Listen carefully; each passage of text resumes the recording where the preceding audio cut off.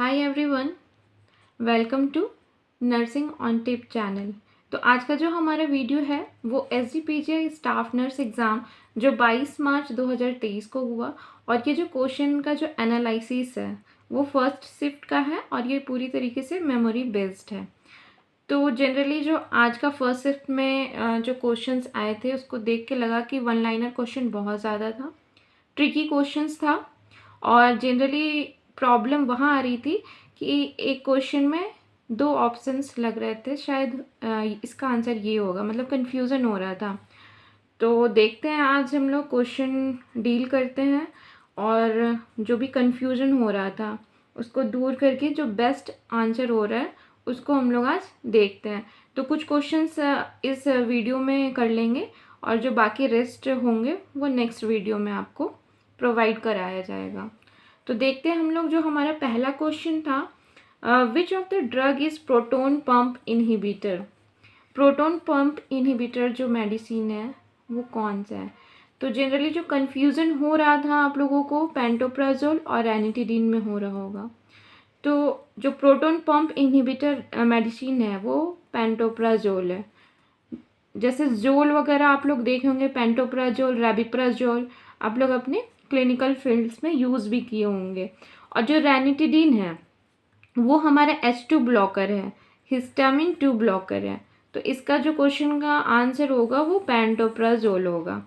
Then next question देखते हैं, what is secondary goal for human being और individual. कुछ इस तरीके के क्वेश्चन थे और इस क्वेश्चन का जो ऑप्शन था वो oxygen, food, power and water. तो ये मास्लो हायरार्की जो हम लोग पढ़े हैं उस पे बेस्ड था। जैसे जनरली जो हमारा प्राइमरी जो फर्स्ट हमारा गोल क्या होता है, रोटी कपड़ा मकान, है ना। तो यहाँ पे देखिए ऑक्सीजन हम लोग के लिए ज़रूरी है, फूड ज़रूरी है, वाटर ज़रूरी है, पावर भी ज़रूरी है, पर ये प्राइमरी गोल नहीं है। तो इसीलिए यहाँ पूछा था कि क्या सेकेंडरी गोल है।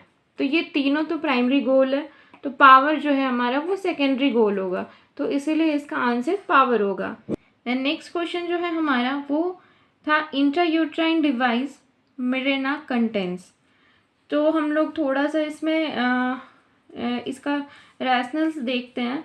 जो IUD होता है, ठीक है, इंट्रायूट्राइन डिवाइस होता है, उसमें आप लोग देखे होंगे हार्मोनल IUD। तो ये जो मिरेना है ये हार्मोनल IUD है। तो इस क्वेश्चन में यही पूछना चाह रहा था कि जो मिरेना है वो कौन सा हार्मोन रिलीज करती है, कौन सा हार्मोन होता है। तो उसमें कुछ ऑप्शन थे, प्रोजेस्टेरोन, एस्ट्रोजन, है ना, लिवोनॉर्जेस्ट्रॉल। तो इसका जो आंसर होगा वो लिवोनॉर्जेस्ट्रॉल होगा। देन नेक्स्ट हमारा जो क्वेश्चन है, which memory is used in learning motor skill like motor riding. यहाँ पे पूछ रहा है कि कौन सा जो मेमोरी हम लोग यूज़ करते हैं कोई भी स्किलफुल जो वर्क करते हैं, जैसे कि बाइक चलाना, जो भी स्किल वर्क है हमारा, जो मोटर जो स्किल यूज़ होता है उसमें कौन सा मेमोरी आप यूज़ करोगे। तो वहाँ पे ऑप्शन था episodic, declarative and procedural memory. तो इसका जो राइट आंसर होगा वो प्रोसीड्यूरल मेमोरी होगा। देन नेक्स्ट हमारा क्वेश्चन था, which of the following is barrier method use by male. तो मेल के द्वारा कौन सा बैरियर मेथड यूज़ किया जाता है। तो वहाँ पे ऑप्शन था diaphragm, cervical cap, sponge and condom. तो जो इसका राइट आंसर होगा ये बहुत ही ईजी था, इसमें कोई ट्रिकी क्वेश्चन था नहीं। ये तीनों जो मेथड है वो फीमेल्स के द्वारा यूज़ किए जाते हैं, कॉन्डोम मेल के द्वारा। देन नेक्स्ट क्वेश्चन है, विच vaccine is not present in pentavalent. यहाँ पूछा था कौन सा वैक्सीन नहीं नॉट, ठीक है, नॉट प्रेजेंट इन पेंटावैलेंट। तो उसमें ऑप्शन था pertussis, diphtheria, influenza and polio. तो पेंटावैलेंट में पेंटा का मतलब होता है 5, है ना। तो 5 वैक्सीन पेंटावैलेंट में होता है। पर्ट्यूसिस होता है, डिप्थीरिया होता है, ये जो इन्फ्लुएंजा है इसमें कंफ्यूज मत होइएगा, ये जो हम लोग हेमोफिलस इन्फ्लुएंजा टाइप भी जो है वो भी इसमें एडेड रहता है। और एक और मेडिसिन होता है आपका हेपेटाइटिस बी। तो 1 2 3 4 हो गया, और एक हमारा टेटनस। तो जनरली ये पेंटावैलेंट जो पहले यूज़ किया जाता था DPT, एक थाई में दिया जाता था और एक थाई में हेपेटाइटिस बी का वैक्सीन दिया जाता था। तो फिर ये वैक्सीन को कंबाइन करा गया, तो डीपीटी तो था ही, हेपेटाइटिस बी को इसमें ऐड किया और हिब को ऐड किया गया, तो ये पेंटावैलेंट। तो ये जो पोलियो है ये नहीं होता है पेंटावैलेंट में, तो इसका आंसर पोलियो होगा। देन नेक्स्ट क्वेश्चन है, ये साइकेट्रिक का क्वेश्चन है। मेंटल हेल्थ केयर एक्ट 10, ठीक है, ध्यान दीजिएगा, एक्ट 10 पास्ड ऑन। जनरली इसमें जो ऑप्शन था, बाकी ऑप्शंस उतना कंफ्यूज नहीं करा होगा, 1987 और 2017, ठीक है, ये दोनों तो हटा दीजिए ऑप्शन से, है ना। जनरली इसी दोनों में कंफ्यूजन हुआ होगा, क्योंकि जो मेंटल हेल्थ एक्ट है वो 1987 को पास्ड हुआ था, लेकिन यहाँ आप लोग ध्यान दीजिए, लिखा हुआ था क्वेश्चन में मेंटल हेल्थ केयर एक्ट 10, तो ये जो 10 है ना, ये एक्ट 10 ये 2017 में पास हुआ था, तो इसका राइट आंसर 2017 होगा। देन नेक्स्ट क्वेश्चन है हमारा, which vitamin is act as antioxidant, है ना। इसमें ऑप्शंस आपने देखा होगा, विटामिन ए, बी, सी, ई, तो जो इसका राइट आंसर होगा वो विटामिन ई होगा, क्योंकि विटामिन ई के पास एंटीऑक्सीडेंट प्रॉपर्टीज होते हैं। द नेक्स्ट क्वेश्चन है हमारा, which sterol is most abundant found in our body, जो हमारा ह्यूमन बॉडी है उसमें सबसे ज़्यादा स्टेरॉल मीन्स लिपिड, ठीक है, लिपिड, कौन सा लिपिड जो है हमारे बॉडी में बहुत ज़्यादा मात्रा में पाया जाता है, तो ऑप्शंस देखने को मिले होंगे, कोलेस्ट्रॉल, एर्गोस्ट्रॉल, कैम्पेस्ट्रॉल, ऑप्शन में चेंज हो सकता है, ठीक है, बट जो इसका राइट आंसर होगा वो कोलेस्ट्रॉल होगा। हमारे ह्यूमन बॉडी में कोलेस्ट्रॉल की मात्रा सबसे ज़्यादा पाई जाती है लिपिड में, है ना। और ये जो एर्गोस्ट्रॉल, इसमें लोग कंफ्यूज हो रहे होंगे, तो ये ह्यूमन बॉडी में नहीं पाया जाता, ये फंजाई में पाया जाता है। देन नेक्स्ट हमारा क्वेश्चन है, which is necessary for the regulation of thyroid gland, thyroid gland के लिए इनमें से क्या ज़रूरी है। ऑप्शन देख रहे होंगे, जिंक होगा, आयोडीन होगा, मैग्नीशियम होगा, तो ये बहुत ही इजी क्वेश्चन था, आप लोगों को भी पता है थायराइड ग्लैंड को फंक्शन करने के लिए आयोडीन की ज़रूरत होती है। नेक्स्ट क्वेश्चन चलते हैं। नेक्स्ट क्वेश्चन क्या है, in which stage bearing down effort is seen, ठीक है, जो हम लोग ये आपका ऑप से क्वेश्चन है, ठीक है, इसमें जो हमारा स्टेज ऑफ लेबर पढ़ते हैं, ठीक है, स्टेज 1, स्टेज 2, स्टेज 3, स्टेज 4, तो स्टेज 1 जो होता है वो हमारा डायलिटेशन का होता है, जो ट्रू लेबर पेन से हम लोग फुल्ली डायलेटेड तक हम लोग लेते हैं। देन सेकेंड जो होता है, सेकेंड स्टेज हमारा वो फुल्ली डायलेशन से चाइल्ड बर्थ तक होता है। देन थर्ड स्टेज में प्लेसेंटल डिलीवरी होता है और फोर्थ स्टेज हमारा ऑब्जर्वेशनल होता है। तो जो आप देखोगे कि जो बियरिंग डाउन एफर्ट होता है, जो मदर के द्वारा लगाया जाता है, वो कौन से स्टेज में आपको दिखेगा, तो वो चाइल्ड बर्थ वाले स्टेज में दिखता है, दैट इज स्टेज 2, तो इसका आंसर स्टेज 2 होगा। देन नेक्स्ट क्वेश्चन है हमारा, in which type of schizophrenia waxy flexibility is seen, waxy flexibility ये कौन से टाइप ऑफ स्किज़ोफ्रेनिया में पाया जाएगा, तो ऑप्शन था अनडिफरेंशिएट, हैबिफ्रेनिक, पैरानॉइड, कैटाटोनिक, तो ये भी बहुत इजी क्वेश्चन था, है ना। वैक्सी फ्लेक्सिबिलिटी एक कैरेक्टरिस्टिक क्या किसका होता है, कैटाटोनिक स्किज़ोफ्रेनिया का, तो इसका आंसर होगा कैटाटोनिक स्किज़ोफ्रेनिया। नेक्स्ट क्वेश्चन है हमारा, the characteristic symptom of bipolar affective disorder, question अलग हो सकते हैं, लेकिन जो इसका क्वेश्चन का मीनिंग क्या था कि बाइपोलर अफेक्टिव डिसऑर्डर में आपको क्या देखने को मिलेगा, तो इसमें ऑप्शंस बहुत होंगे, ठीक है, लेकिन जो कैरेक्टरिस्टिक सिम्टम होता है वो एक्सट्रीम मूड स्विंग होता है। बाइपोलर अफेक्टिव डिसऑर्डर है ये हमारा मूड डिसऑर्डर से रिलेटेड है, जिसमें आपका डिप्रेशन और मैनिया, ठीक है, दोनों इमोशंस दिखते हैं, है ना। जो पेशेंट होता है बाइपोलर का वो एपिसोडिक, कभी वो डिप्रेसिव फेज में जाता है, फिर कभी मैनिक फेज में जाता है, तो इसका जो राइट आंसर होगा एक्सट्रीम मूड स्विंग, है ना। देन नेक्स्ट हमारा क्वेश्चन है,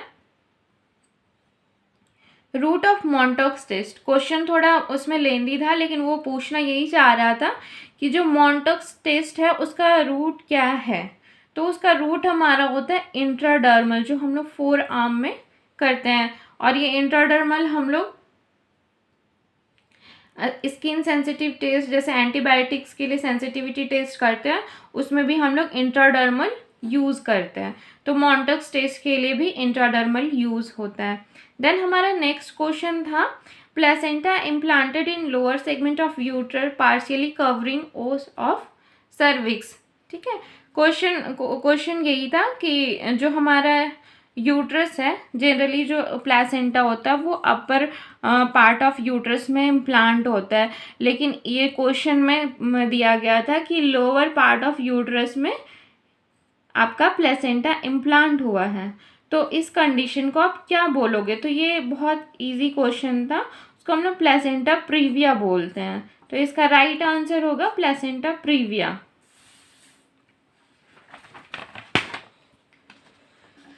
देन नेक्स्ट जो हमारा क्वेश्चन था, which drug is act as tocolytic agent. Tocolytic agent क्या होता है कि जो हमारा जो बर्थ का जो प्रोसेस होता है ना, लेबर का जो प्रोसेस होता है उसको ये डिले करता है। तो डिले करता है तो उसमें ऑप्शंस होंगे, लेकिन जो लैबिटालोल था ऑप्शन में वो राइट आंसर होगा। क्यों? लैबिटालोल तो बीटा ब्लॉकर है, हम लोग जानते हैं कि ये आप एक्लेम्सिया प्री एक्लेम्सिया में यूज़ किया जाता है। तो ये बर्थ को, लेबर का जो प्रोसेस को है वो कम करने में हेल्प करता है, इसलिए इसका राइट आंसर लैबिटालोल होगा। और भी मेडिसिन यूज़ करते हैं, जैसे नेफिडिपिन वगैरह यूज़ करते हैं जो कैल्शियम चैनल ब्लॉक करे। दो टाइप के ड्रग होते हैं, ठीक है, एक टोकोलाइटिक होता है, एक ऑक्सीटोसिक होता है। ऑक्सीटोसिक जो होता है वो यूट्राइन कॉन्ट्रैक्शन को बढ़ाता है, और इसके जस्ट ऑपोजिट काम करता है टोकोलाइटिक। देन तो इसका राइट आंसर लैबिटालोल होगा। देन नेक्स्ट हमारा क्वेश्चन है, which nerve is also known as wanderer nerve. ठीक है, कुछ इसी टाइप का क्वेश्चन होगा, उसमें दो ऑप्शन में कंफ्यूजन हो रहा होगा, एक ऑप्टिक नर्व होगा, ठीक है, और एक वेगस नर्व होगा।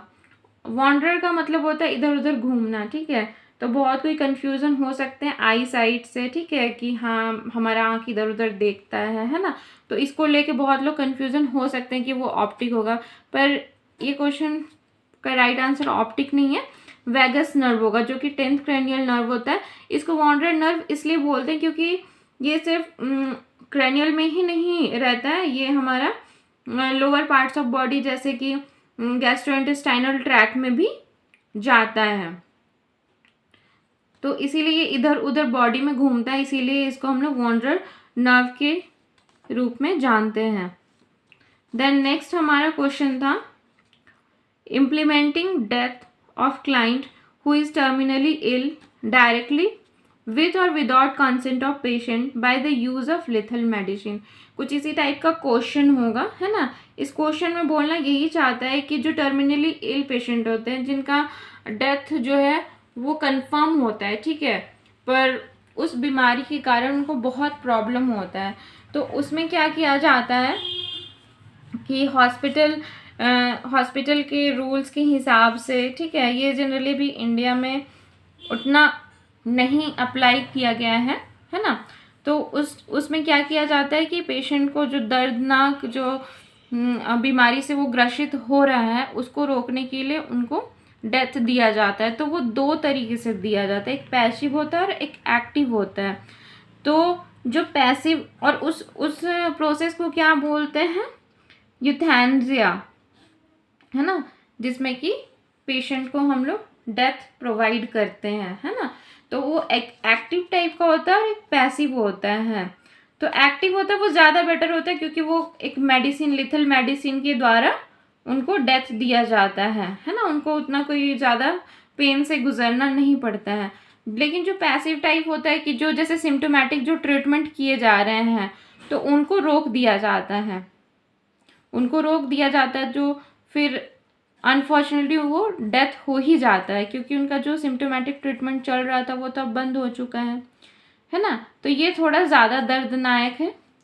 तो इसका जो राइट आंसर होगा वो एक्टिव यूथैनेसिया होगा। देन नेक्स्ट हमारा जो क्वेश्चन है, method use for sterilization of operation theatre by using gas. जो हमारा ओटी होता है ना, तो उसको स्टरलाइजेशन के लिए हम लोग जो गैस का यूज़ करते हैं, ठीक है, तो उस मेथड को क्या बोलते हैं? तो ऑप्शंस बहुत होंगे, तो उसका राइट आंसर जो होता है वो फ्यूमिगेशन होता है, जो कि हम लोग किस गैस से करते हैं? फॉर्मल्डिहाइड से करते हैं। देन नेक्स्ट हमारा क्वेश्चन है विच drug is not narcotic agent. ठीक है, कौन सा ड्रग है वो नारकोटिक एजेंट नहीं है। ठीक है, और ये देखा गया कि फर्स्ट शिफ्ट में बहुत सारे क्वेश्चन थे एक्सेप्ट और नॉट के, तो ये सब हम लोगों को ध्यान देना है ना। तो ऑप्शन क्या था? एस्पिरिन था, कोडिन था, मॉर्फिन था, कैफीन था, कुछ इसी तरीके के ऑप्शंस थे। तो जो हमारा एस्पिरिन होता है वो नॉन नार्कोटिक एजेंट होता है ना, तो इसका राइट आंसर एस्पिरिन होगा। और बाकी कोडिन, मॉर्फिन, कैफीन ये होते हैं हमारे नार्कोटिक एजेंट। जनरली इनको हम लोग पेन किलर के तौर पे यूज़ करते हैं। तो ये आज का हमारा 20 क्वेश्चन का सेशन था। और भी बहुत सारे क्वेश्चंस हैं, उसको जल्दी आपको प्रोवाइड किया जाएगा। अब बहुत सारे क्वेश्चन साइकेट्रिक के आए थे, देन फार्माकोलॉजी भी इस बार आया हुआ था, देन ऑप्स गायनिक के भी क्वेश्चन थे, पीडियाट्रिक के भी थे। तो सारे क्वेश्चंस हम लोग डील करेंगे। तो आज का वीडियो आपको कैसा लगा कमेंट करके ज़रूर बताइएगा। और कोई भी कंफ्यूज़न है तो आप कमेंट कीजिए। और अगर वीडियो आपके लिए हेल्पफुल रहा तो मेरे चैनल को सब्सक्राइब कीजिए, लाइक कीजिए, शेयर कीजिए। And thank you.